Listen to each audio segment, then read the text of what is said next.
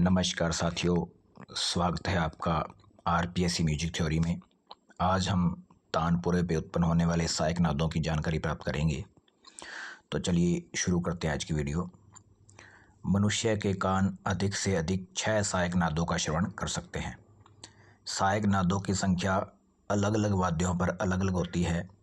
तानपुरे के खर्ज के तार से गंधार स्वर की ध्वनि स्पष्ट सुनाई देती है, अतः इसको स्वयंभू अथवा सहायक नाद की संख्या दी जाती है। कंठ स्वर में उपस्वर सबसे अधिक होते हैं। तो देखो, हमने यहाँ पे पढ़ा है कि जो मनुष्य के कान हैं वो अधिक से अधिक 6 सहायक नादों का श्रवण ही कर सकते हैं, और सहायक नादों की संख्या जो है वो अलग अलग वाद्यों पर अलग अलग होती है। जैसे तानपुरे पे अलग होगी, गिटार पे अलग होगी, हारमोनियम पे अलग होगी। तानपुरे के जो खर्ज के तार से गंधार स्वर की ध्वनि स्पष्ट सुनाई देती है, इसको स्वयंभू अथवा सहायक नाद की संख्या दी जा सकती है। तो यहाँ से क्वेश्चन उठ सकता है कि स्वयंभू अथवा सहायक नाद की संख्या किस स्वर को दी जाती है। प्रोफेसर ललित किशोर के अनुसार सहायक नादों की संख्या मूल स्वरों से 2, 3, 4, 5 गुना अधिक हो सकती है। कोई भी सहायक नाद मूल सप्तक का नहीं होता, अपितु उसके ऊपर के सप्तक का होता है। तो देखिए क्या लिखा है कि सहायक नादों की संख्या जो है मूल स्वरों से 2 गुनी, 3 गुनी, 4 गुनी या 5 गुना अधिक हो सकती है। और कोई भी सहायक मूल सप्तक का नहीं होता, इसके ऊपर के सप्तक का होता है। यानी कोई मध्य सप्तक में यदि वो सा को प्ले कर रहा है तो उसके जो सहायक नाद होंगे या तो मंद्र सप्तक के होंगे या तार सप्तक के होंगे। मूल सप्तक के दूसरे सप्तक के 2, तीसरे सप्तक से 4 और चौथे सप्तक से 8 सहायक नाद उत्पन्न होते हैं। तो देखिए, मूल सप्तक का जो दूसरा सप्तक है, यानी जो हम सप्तक प्ले कर रहे हैं, तो उसके दूसरे सप्तक से 2, तीसरे से 4 और चौथे सप्तक से 8 सहायक नाद उत्पन्न होते हैं। जब तक केवल 5 नाद उत्पन्न होते हैं ध्वनि मधुर होती है, और जब 5 से अधिक सहायक नाद उत्पन्न हो जाते हैं तो उससे ध्वनि अमधुर होने लगती है। मूल ध्वनि की मधुरता सहायक नाद एवं मूल नाद के संवाद पर ही निर्भर करती है। स्त्रियों की तुलना में पुरुषों के गले से सहायक नाद अधिक उत्पन्न होते हैं। तो देखिए, जो स्त्रियां हैं उनके जो पुरुषों की तुलना गले सहायक नाद अधिक उत्पन्न होते हैं पुरुषों के गले से, इसलिए पुरुषों को जो है ज़्यादा आवाज़ साधने की ज़रूरत पड़ती है और स्त्रियों की आवाज़ सुरीली होती है। प्रोफेसर ललित किशोर के अनुसार संगीत में स्वर के 2 सीमांत विराम या अंतराल माने गए हैं। आधार स्वर से उसके ऊपर के स्वर में वह स्वर आधार स्वर से ठीक दुगनी, तो देखिए ठीक दुगनी आवृत्ति का होता है। तो ये बात आगे नेक्स्ट आपको समझ में आएगी। अर्थात ऊपर वाली सीमा का स्वर नीचे वाली सीमा का आवर्तक होता है। आवर्तक यानी उसका गुणा होता है। जैसे अगर मध्य षड्ज 240 का होगा तो तार षड्ज 480 का होगा, जैसा कि आप इसमें जानते हैं। यदि आपको मूल सप्तों की जो है इसकी जो वृत्ति है या इसकी आंदोलन संख्या यदि मालूम हो तभी ये समझ में आएगा आपको। तो देखिए, अगर मध्य षड्ज 240 का होगा तो तार षड्ज 480 का होगा। जैसा कि आप जानते हैं, शुद्ध स्वरों की जो आंदोलन संख्या है सा की 240 है, रे की 270 है, ग की 300, मा की 320, पा की 360 और ध की एक मिनट, मैं थोड़ा कंफ्यूज हो रहा हूँ, इसमें मैंने लिख रखा है, आप देख लीजिए। इसमें देखो ऊपर लिखा है सा की 240, रे की 270 और गा की 300 भी है और 301 भी है, क्योंकि 300 तो है पश्चिमी सभ्यता में और 301 जो आधुनिक हिसाब से। 320 मा की, 360 पा की और धा की 400 और नी की 450 और फिर से 480 आ जाती है तार सप्तक के सा की। तो इसी को आधार लेकर हमें इनका क्या है नॉलेज हमें प्राप्त होगा। तो चलिए हम वापस वहीं चलते हैं। तो क्या लिखा है,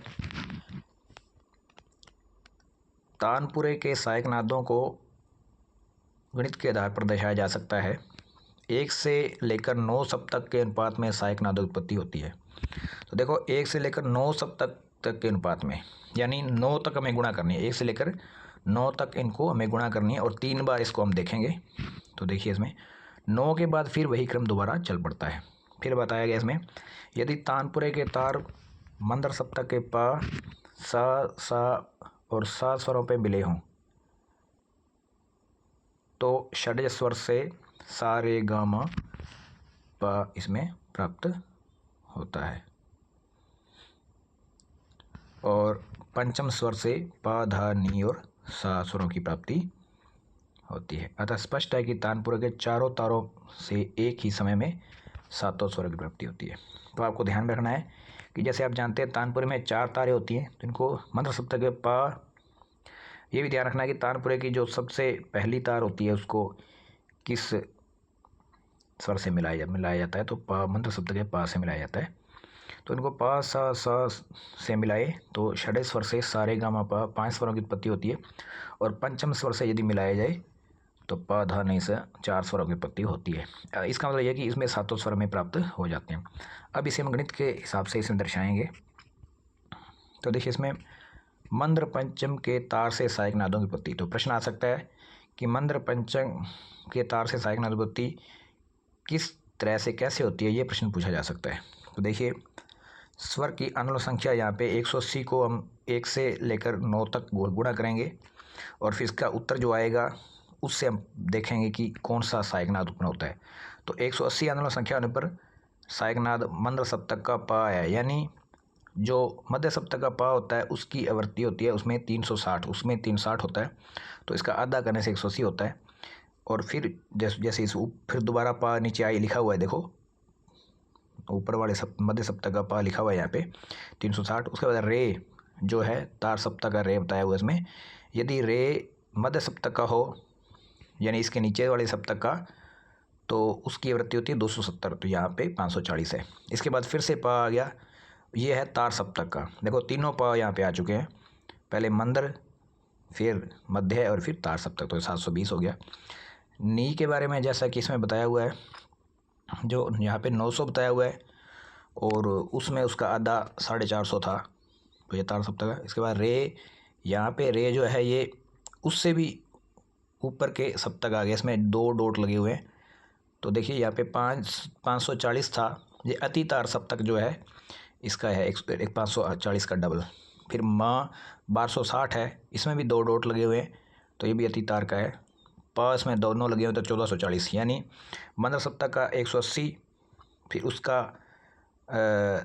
180 का 3 गुना, क्योंकि देखो अगले सप्तक में जैसे एक बार नेक्स्ट में 2 गुना होता है, उसके आगे फिर तो 4 गुना होता है। तो ये मंद्र सप्तक में पा यदि 180 है तो तार सप्तक में ये 4 गुना होगा, और मध्य में ये 2 गुना होगा। तो देखिए अभी हमने पढ़ा था, देखो यहाँ पे पा जो मंद्र है ये 180 है, तो नेक्स्ट जो सप्तक हो उसमें होगा 2 गुना, और उससे ऊपर होगा तो वो 4 गुना, और उससे भी ऊपर होगा तो 8 गुना। तो यहाँ इस तरह से ये पा यहाँ पे चारों बताए हुए हैं, तो यहाँ पे आप इसमें देख सकते हैं कि किस तरह से है। इसके बाद देखिए मध्यम षडज के तार से आज्ञा उत्पत्ति। पहले हमने क्या पढ़ा था, ध्यान में रखना है आपको, मंद्र पंचम है ये, मंद्र पंचम। तो मंद्र पंचम शुरू में हमें यहाँ पे मिलता है।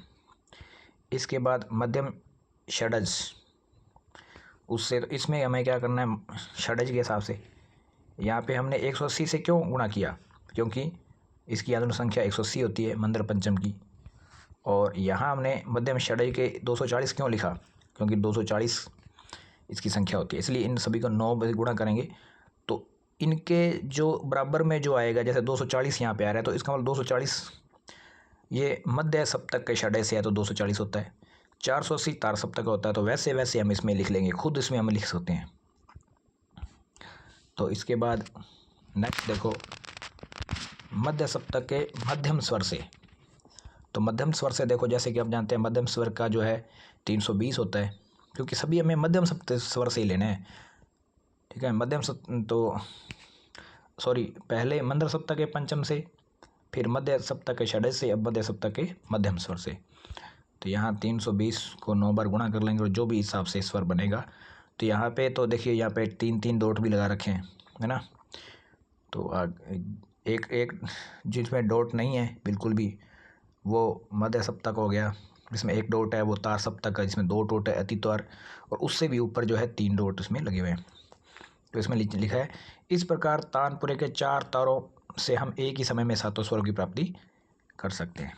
तो ये थी आज की वीडियो, और ये जो वीडियो है ये RPSC ग्रेड 1 म्यूजिक पेपर 2 के लिए महत्वपूर्ण है, और ये आपको एक ही प्लेटफॉर्म पर सारे वीडियो मिलने वाले हैं 1 बाय 1 और सिलेबस के अकॉर्डिंग।